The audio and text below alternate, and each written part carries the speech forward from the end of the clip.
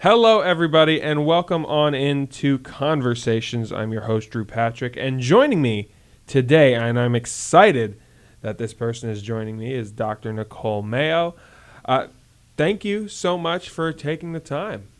Thank you for having me on here. I'm honored, Drew. And Dr. Mayo is an assistant professor in psychology, and not only that, she's just a great person. I've actually had the opportunity to work with her before, and we'll get more into that a little later. But I know that you're a great person. Your students like you, and thank you again for coming on. Thank you, Drew. So I want to start with your career a little bit, and you have been everywhere. The song that I've Been Everywhere, man, seems to be about your life here. Schooling-wise, you jumped around Western Oregon, then San Diego, then Texas Tech. Was that something you were always ready to do, always ready to jump around, or is that come natural, or is that still a hard thing to do? Or was it a hard thing to do? You know, Drew, you mentioning that, I grew up in an environment where I moved around a lot. My dad was in the military, and it was custom for us to move every 2 to 3 years. So moving was actually the norm for me. And if we were staying in a place longer than that, I almost got antsy. Like, I need to move, I need to go to a different place.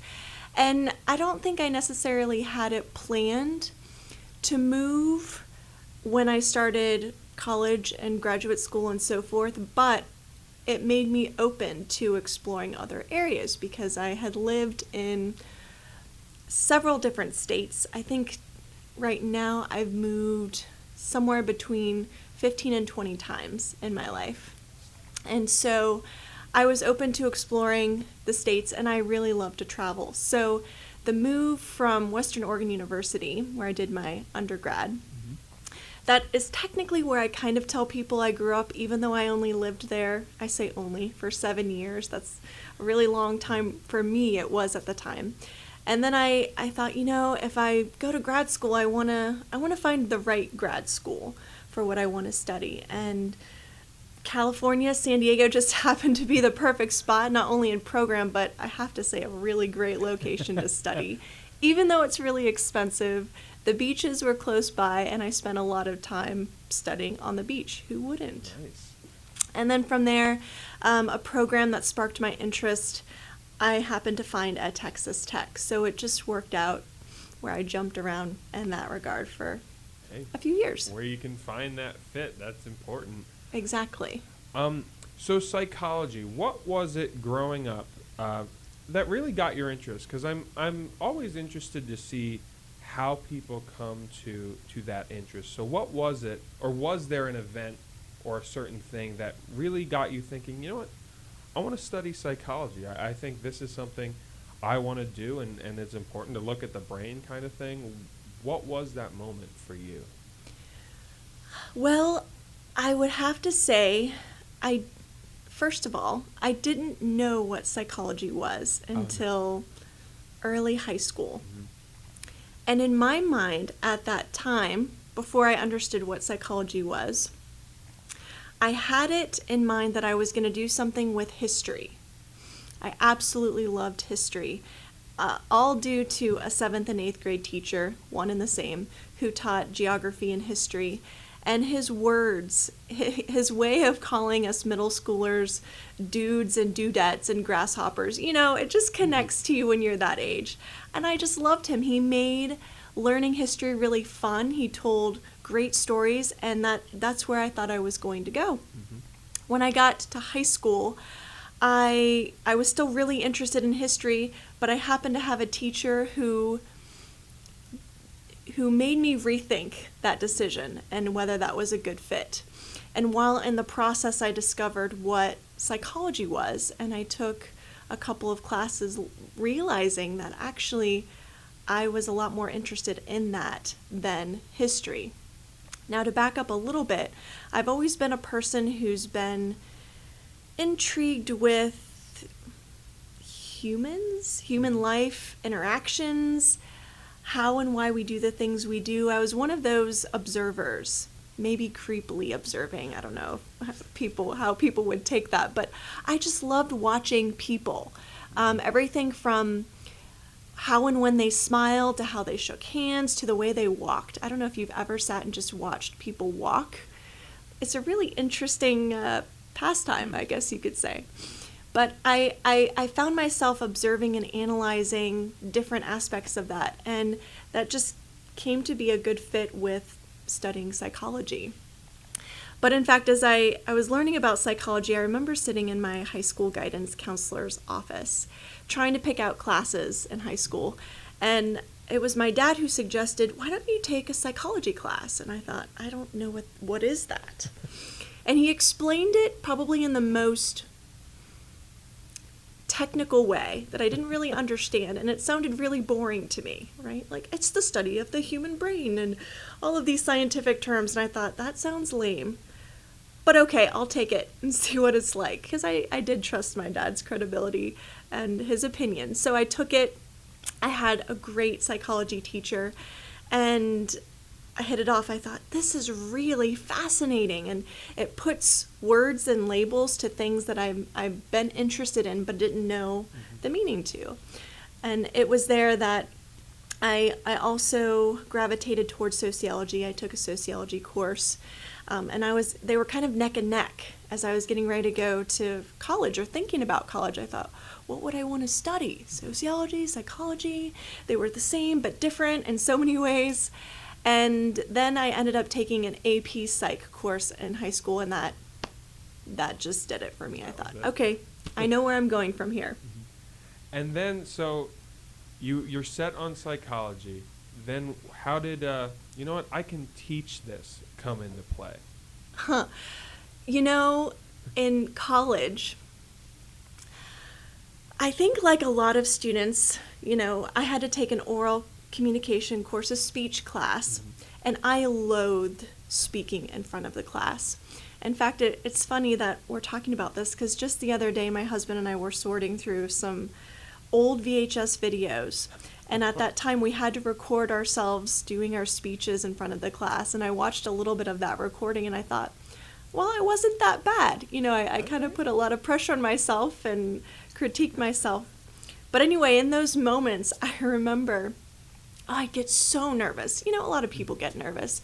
My hands would get clammy, my face would turn red, I would get tongue-tied, and wherever the professor sat in the classroom, I would avoid looking in that direction. And I would look in every other direction where the professor wasn't, because I was just so intimidated by speaking. And from that experience, I knew I don't ever want to teach. No, thank you. I want to go in a different direction, and that's another story or question. But teaching didn't actually come until I was at Texas Tech getting my doctoral degree. By accident, actually. I was doing an assistantship as a medical family therapist. That's actually what I wanted to do. I wanted to stay clinical and work with people in a medical setting where I could focus both on mental health and medical health, because there's, you know, such a connection between the two. But during my time there, I happened to be working in a women and children's hospital, primarily with children diagnosed with cancer. I also worked with families who had preemies, newborns who were hooked up to machines because they couldn't breathe on their own, their hearts couldn't function on their own, kids who had been in freak accidents, had traumatic brain injuries.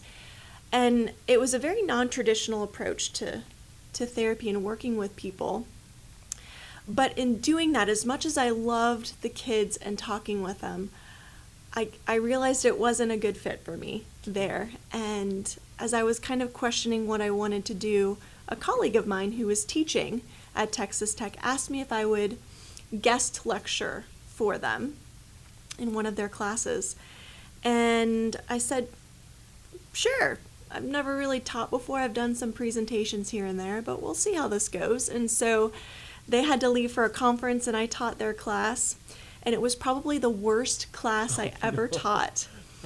But afterwards, I remember feeling like, I absolutely love this. This was so cool. And it totally changed my mind and my trajectory of continuing with medical family therapy. And for the rest of the time I was at Texas Tech, I actually taught a few different classes. Wow. Yeah, sometimes jumping into the fire, though, is really the way Yes. to change it. What would you say that your teaching style is for your students? Because obviously when you're studying the brain, you get confused quite some time. So what would you describe your teaching style as? That's a good question. I do use some lecture, but I really love and value student discussion. So if I could just have a class based on that, I feel like we learn the most when we hear people's stories. And of course the content is important, but I think what you do with the content and applying it to your life and other situations, more regional, national, international situations, is when it sinks in. But a lot of times we learn information and remember it the most when we connect it to ourselves. And actually, as I've been teaching, I'm been looking at trying to convert my teaching style into more of a kind of a flipped classroom, if you're familiar with that. What it basically means, and there are different styles and ways of doing this, is that I'm working on kind of recording a lecture for the content via PowerPoint for students to listen to outside of class, right? So something that lasts, anywhere from 20 to 30 minutes. They can get the content there. And then in class, we have a deeper discussion about that. So what does this really mean? What does this look like? How does it apply to real life? And that's where we get the deeper discussions. Now, I've just started this process and I've only flipped 2 classes thus far. It takes a lot of work to kind of script, and you probably know a little bit about that process in general. But I'm finding that students really love that aspect of being to share stories about themselves and being able to connect to the content and not just listen to it, but actually engage with it. So I tell students, this class is only as fun as and engaging as you make it. I could sit here and talk to you all day long. You may not take in any of it, but I'd much rather have you engaged with that. And with some of the classes I teach as well, it does require just more engagement, period. So I do teach a lot of counseling-related courses here. We do have instances where I do role-playing, right? So I engage with students and show them how to use certain techniques. I have them work in partners to practice those techniques. They give each other feedback. I ask them for feedback and thoughts based on what they see and those types of things. So it does require a little bit more than just sitting and listening. And there are a lot of gray areas to discuss with that too. So. Yeah. Hey, I do have a question though about like that personal stuff. Obviously, we're in a global pandemic right now. Have you seen? Because I think if there's anything positive, and I don't know if I want to say positive for this, positive to take out is that mental health and mental health awareness has probably gone, mental health awareness at least, not maybe mental health, but mental health awareness has gone up during this time. Have you seen that makes it easier for students currently to grasp onto concepts, or is that still the same amount of challenge to grasp onto different concepts you're trying to teach? I think it depends. In our current culture, I think, at least for, maybe the last decade or two, we have kind of been going in the direction of increasing awareness about mental health anyway. And we've seen good things come of that, and we've seen not so good things come of that. I think awareness of it is great. It's incredible. We do need to talk about mental health more. But I think how we talk about it is really important. So I think it depends on what students are exposed to. I still find that there are a lot of misconceptions about mental health stuff. Yes, it can be and is crippling to people, but it can also be something in which we acknowledge, we're aware of, and can help propel us forward. So as far as the media coverage on that, again, I guess my answer is yes and no. It depends on where you're getting your news, what you're exposed to. Because still, too, I think students take in a lot of media from TV shows and those types of things that tend to exacerbate what certain mental health conditions look like. And it's not accurate at all. And it paints this picture of some diagnoses being terrible and violent and isolating, and people not being able to manage them, which can very much be the case. But there's so much research and treatment for a lot of different things that you can utilize to help you move forward. And I think sometimes that gets lost in translation, and the more negative stuff can be presented and, in a sense, kind of cripple students' perspectives of how to deal with or manage mental health. Does that make sense? Yeah, I'm thinking, so is that like obviously, because there's shows that, like you said, that kind of, for the narrative of the show, make it maybe a more exacerbated situation. So what are some of the things then that you recommend students or anyone really interested in learning more about mental health go to and read or watch or listen to? What are some of the things outside of the classroom that you would recommend those students go to?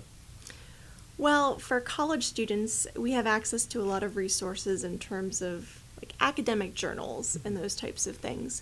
There are credible organizations, World Health Organization, NAMI, which is the National Alliance on Mental Illness, those types of things that have concrete information about mental health. And, I even think like news sites like NPR, they have really good information and invite people in, interview people on different mental health issues as well. But for just kind of the general shows that talk about, mental health is on the rise, what do you think? Here's our opinion, but we really have no expertise in that area, is something that I would say, you could watch it, take it with a grain of salt, and then do your own research. Because I think sometimes we might be too quick to take in whatever information is at our fingertips. So do your own research, take a class, right? We have a number of different classes here for students to take related to mental health issues. And people who've had experience working with mental health that have stories to say, this is not true about this particular disorder at all, but you see it portrayed, I'm thinking of the movie Split, right? With the portrayal of multiple personality disorder known as dissociative identity disorder. And it is interesting to hear students ask, how real is this? And are people diagnosed with this really dangerous? And no, they're not. This is Hollywood. So even in the classes that I teach with students, I do find that if they are more exposed to media, they do have, of course, and I say media like TV shows, movies, and things, have less of a sense of what a disorder looks like, a diagnosis, versus those who have either personal experience or some sort of indirect experience. They know somebody with a mental health issue. And actually, a good amount of students on campus do know somebody who's been diagnosed with something, whether it be themselves or a family member or friend. And using those experiences helps kind of open the door to a more realistic version of it.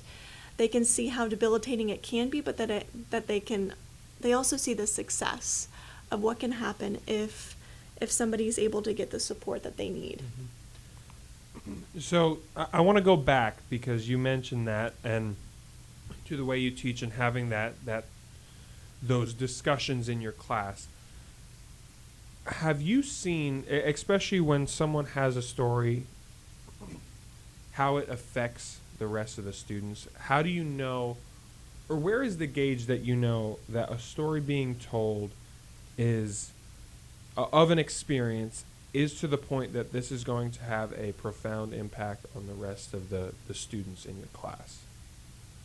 How do I know when a story has a profound effect? Yeah, or what have you seen when a story has a profound effect? How has that helped your class not only learn more but also like grow and maybe get some of the negative media things out of their minds?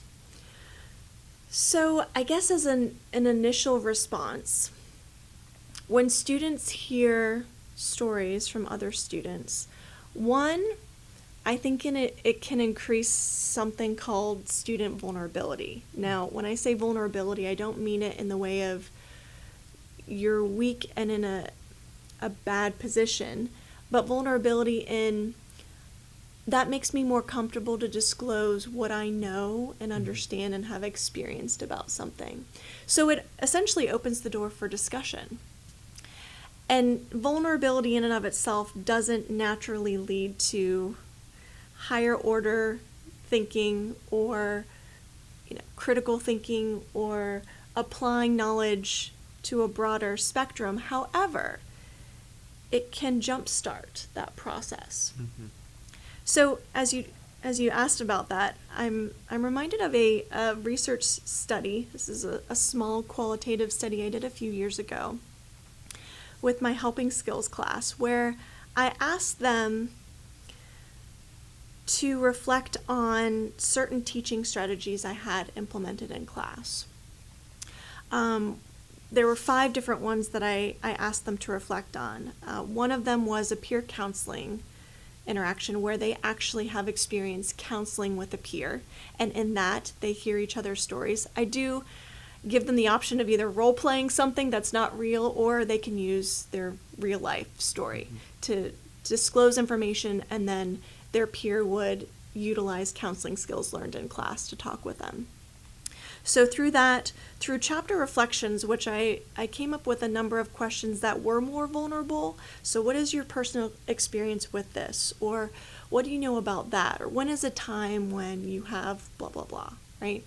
I had them engage in a strategy called Think, Pair, Share, where I give them a question in class. They write down their thoughts initially. They talk with a peer in class, and then we talk about it as a larger class, right?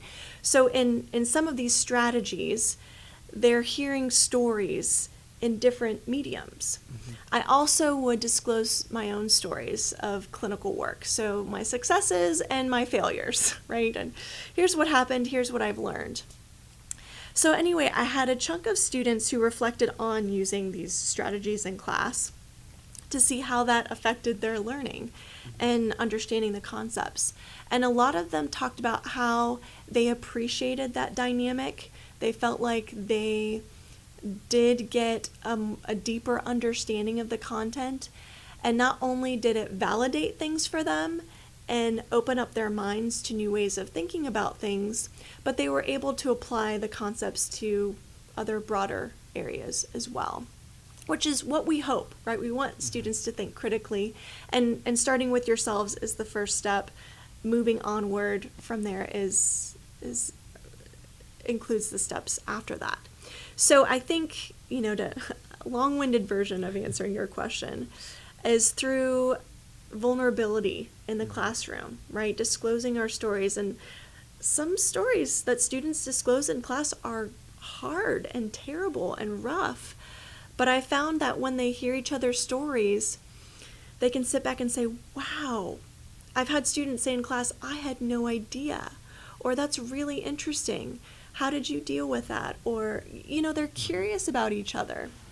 And that can change the dynamic and atmosphere of the classroom. How rewarding for you as a professor is it to see your class open up and have that vulnerability in class for you? Is that a moment when you see this happening that you're filled with pride and go, you know what, here we go, we can actually get into deeper things now? Or is there a gauge, like, does it change? Does your teaching change if you see the class open up more? a little, or are you usually set on here are the things we're going to discuss, and hopefully we have that type of vulnerability in the classroom? A little bit of both. Okay. I think I get excited with vulnerability, but you also have to be really careful because vulnerability, I think both in the professional and clinical context, you can't maintain constant vulnerability. I think, one, we do have to have boundaries around it. We don't usually go up to a stranger and disclose, our whole life story to them. We pick and choose what we disclose, how much, how long we disclose information. And so I really do have to gauge in the classroom, okay, how vulnerable did that student get? I will check in with them sometimes, and of course I'll appreciate them in class. Thank you for sharing that. And they know that, I might email them to say, how was that for you? I do take a lot of Brene Brown's work. Brene Brown is a social worker who does a lot of research around vulnerability and shame. And she talks about the power and importance of vulnerability in terms of living our lives to the fullest, right? Being able to be true to ourselves. We can't selectively feel emotions and live a full, exciting life. We have to be vulnerable. We have to be willing to sit in some of those negative emotions. But in doing so, it can take an emotional toll on us, right? Sometimes we might say something to a friend that's really vulnerable, and then after that situation kind of comes and goes, we're in a position of like, oh my gosh, I can't believe I said that. What are they going to do with this information? What do they think of me now? We have all of these doubts in our mind. So I do have to be careful with that in the classroom to make sure there are boundaries, to make sure a student does feel validated, to check in with them. But when they are vulnerable, I do get excited. And I talk about how important that is, and that I'm glad they feel comfortable doing so. But we'll take breaks from that too, and I think alternating from the vulnerable to the content to other stories and things like that is important. So we touched on it briefly, but I want to go back to the the global pandemic that we're in. And I don't know if you've seen, but well, you probably have. I'll say that. But stress and anxiety level of students has gone up in this time of really just constant not knowing. So with a student who may be experiencing a lot of stress and a lot of anxiety, do you have any sort of advice for that student or ways not to get through it, but to help ease some of that stress and anxiety?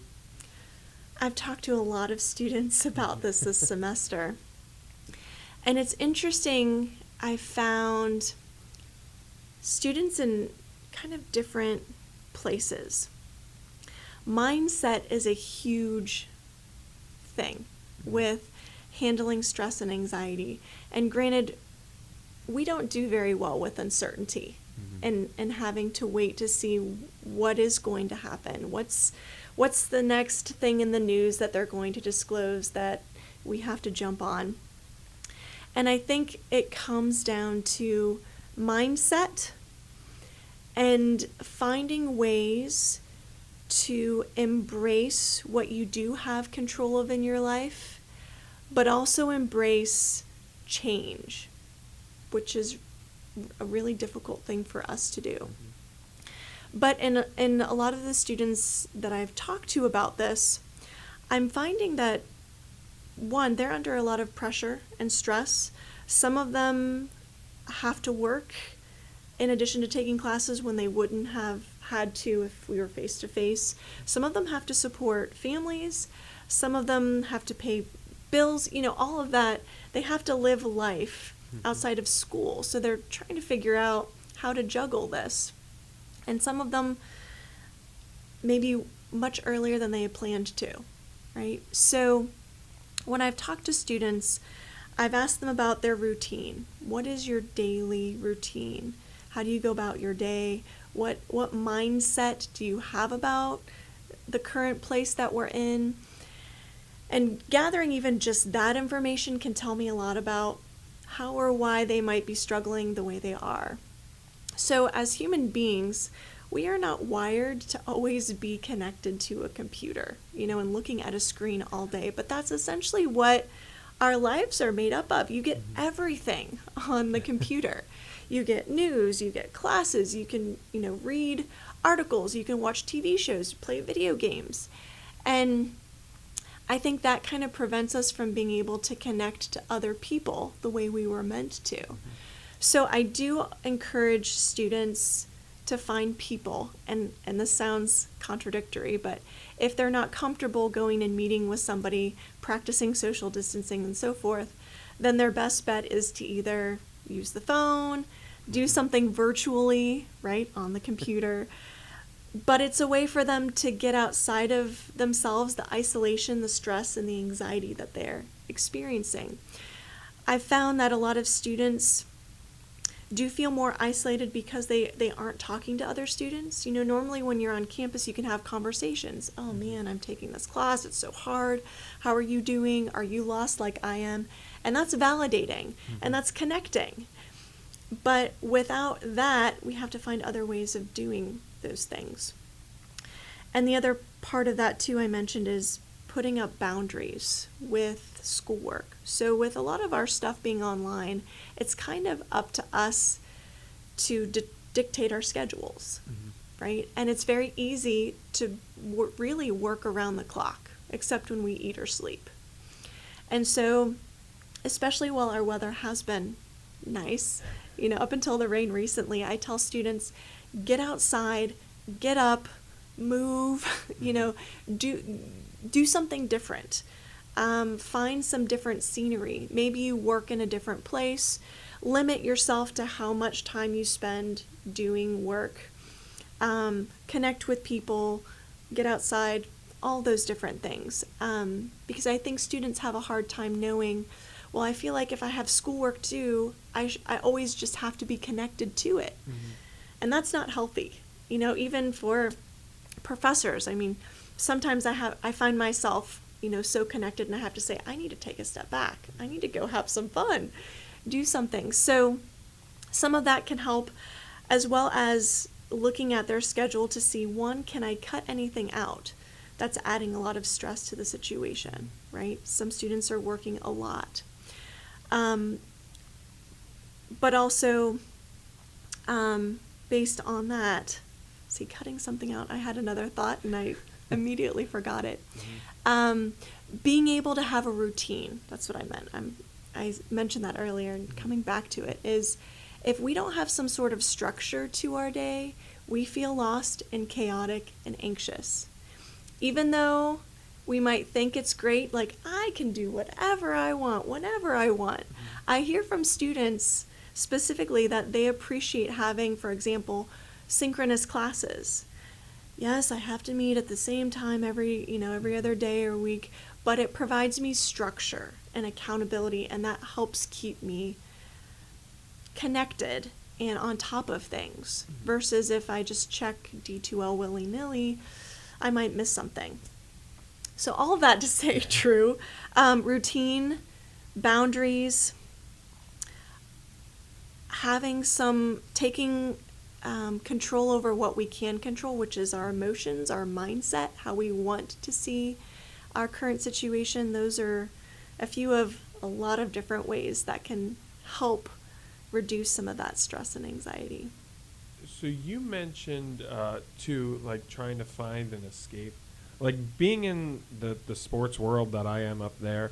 I've noticed that that's been a lot of people's escape, but with that too, there's also been a lot more of an emotional reaction to things than there normally would be. And I know in the sports world that is, but I in your line with students, have you found that out too? Like sometimes just because of some things that might be weighing down on them, has there been more of an emotional reaction to things, or unexpected emotional reactions to things?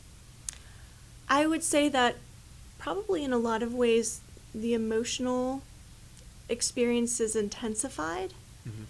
And I think that's partly because what we're exposed to, and also partly because we don't have regular outlets to work through that stuff. Right? So it is important that we feel things, but sometimes, first of all, emotions are fickle. They come and go. But when we feel them, and so intensely, this is connected to our situation in mental health as well, then we start to think more negatively about things. And let me clarify that too. We like to label emotions as positive or negative, right? And we like to feel really intense positive emotions, right? We're excited, we're elated, like, yes, I love this feeling. But we try to avoid those like anger, sad, shame-based emotions. But when we're in this situation, we kind of have an environment that perpetuates those based on how we're living our life. If we're more isolated, we don't have routine, we have unpredictability, we have a lot on our plate, and we don't have the people to connect to, we're kind of stuck with our emotions by ourselves. And it's not healthy to not have some sort of outlet, whether it is, some sort of physical outlet, some sort of way of verbally processing things. And so I think the intensity of our emotions, gets bigger and bigger because we're lacking that. So in essence, and I think too, when we don't have people to listen, hear us, validate, normalize, and I use those words, clinical terms, for people to say, man, that's really hard, or yes, I totally get what you're saying, I'm experiencing this. When we don't have that, we ruminate in the thoughts and those emotions, and they just bring us down further into that intensified state. It's interesting too, because I agree. I think so. You talked about in terms of things to help is to talk with someone, is to find that validation with someone.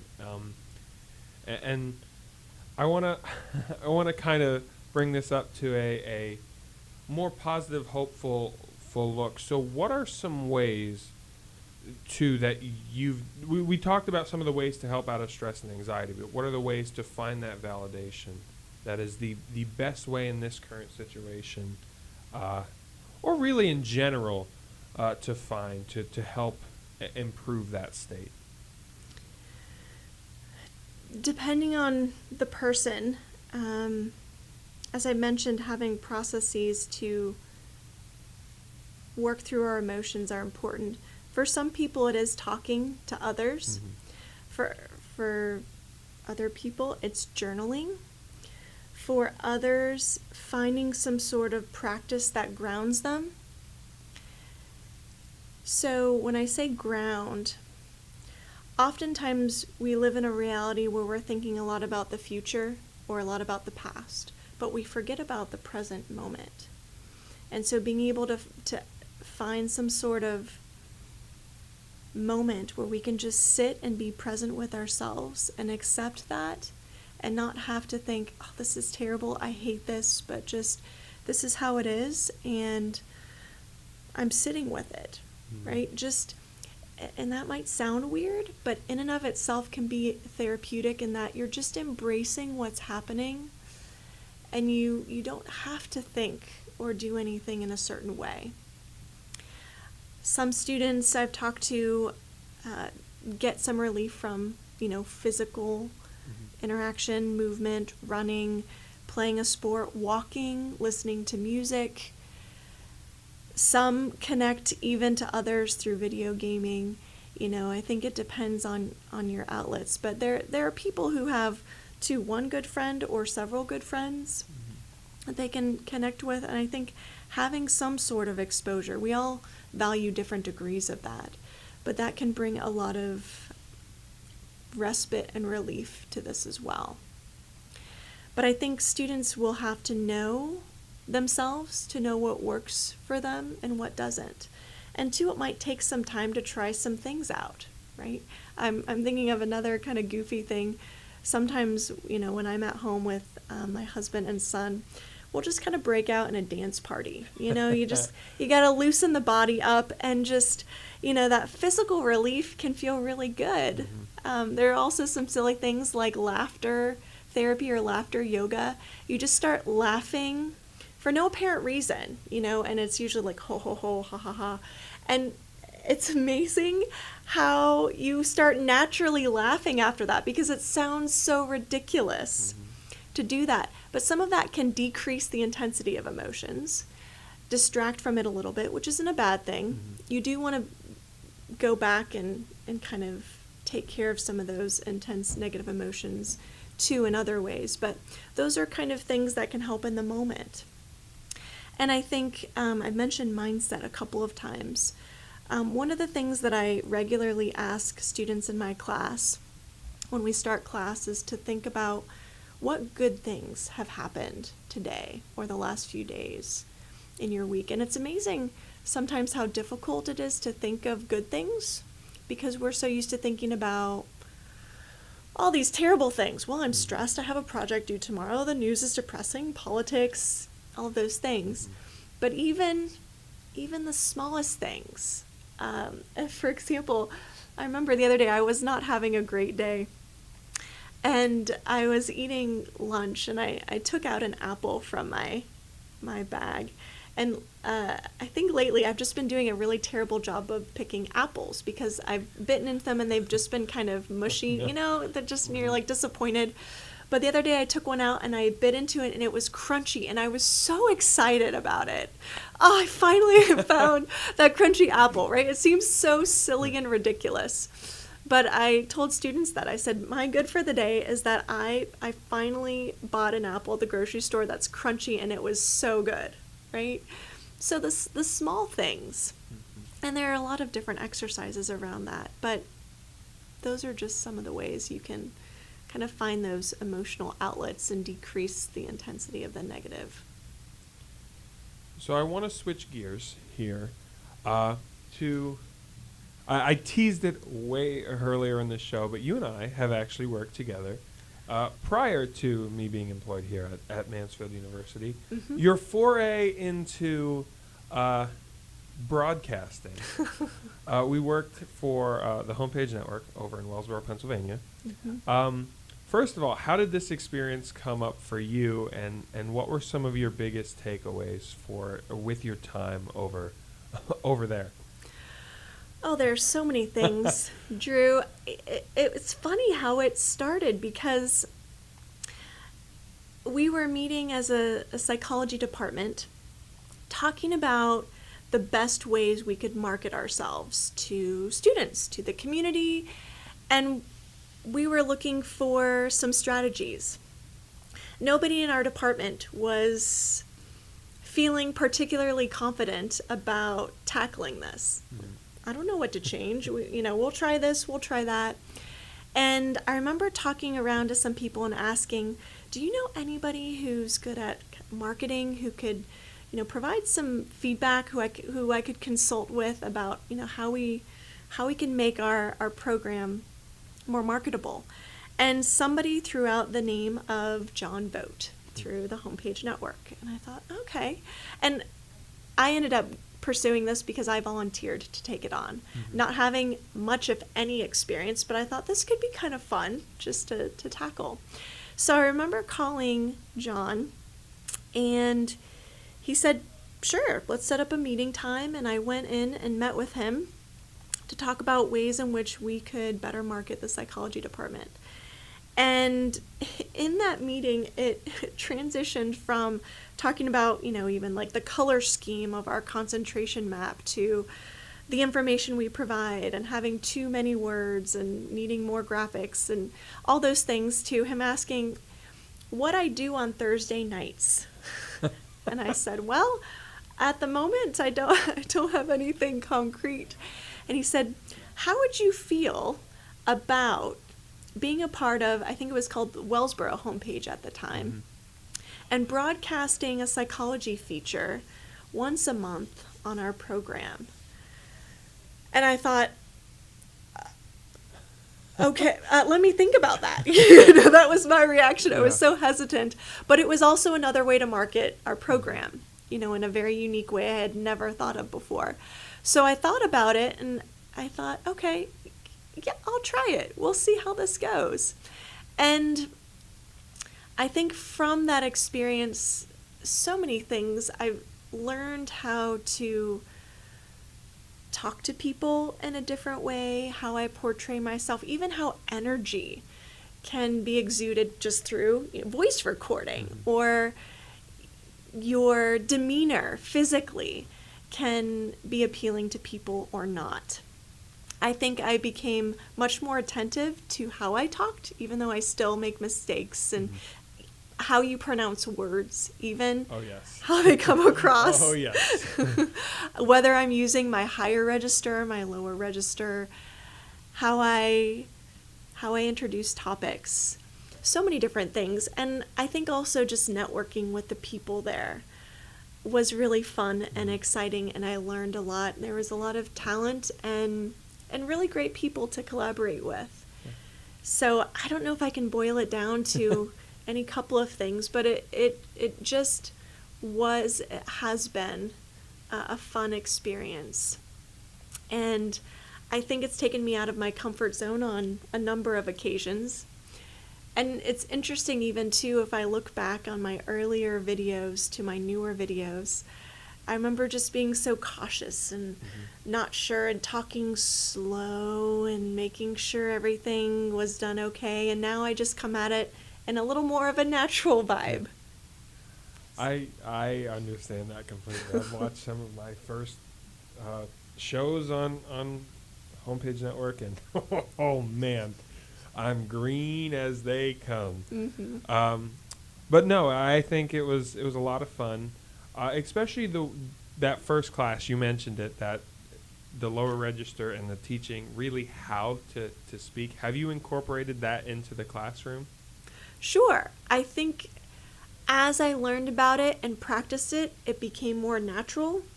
So I don't necessarily think about that now, but I do talk about that too in certain classes where we cover communication and how that comes across. So yeah, I think most definitely I have changed how I do that a little bit. And I don't know that I necessarily think about how much it's changed, but I know it has. I think I feel better about how I do present things in the classroom.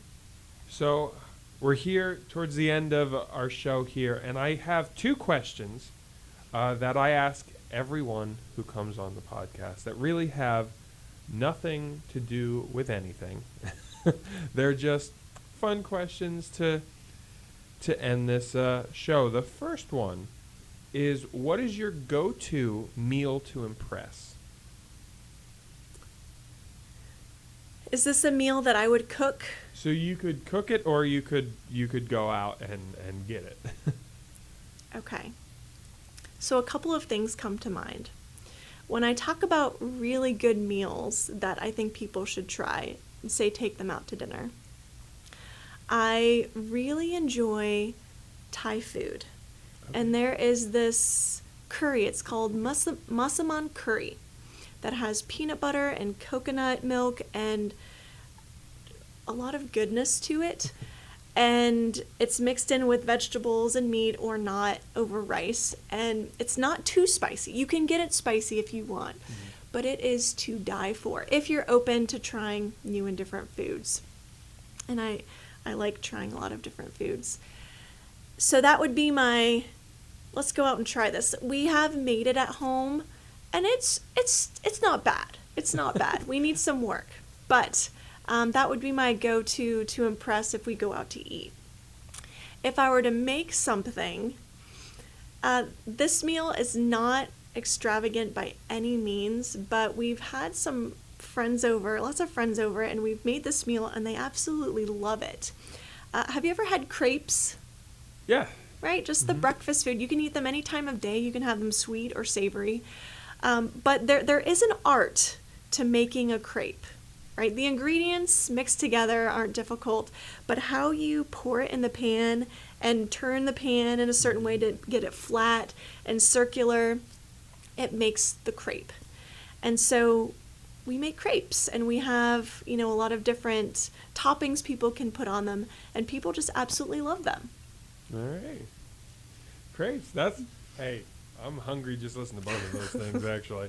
All right, the second question is, we've talked about public speaking. We do a lot of it. And it doesn't always go the way we want it to go. So, in 3 words or phrases, I need your worst public speaking experience of your life. I'll give you mine, but there will be no follow-up question. So it's just 3 words or phrases to describe your worst public speaking experience. And mine is high school, appliances, bleach. Okay. And there will be no follow-up question. Mine is graduate school, diversity, an old wooden ship. All right, and no follow-up question to that. Well, Dr. Mayo, thank you so much for taking the time and coming on Conversations. Thank you for having me, Drew. It's been fun. Absolutely. Thank you all so much for tuning in, and we will see you on the next episode of Conversations. Thanks for listening.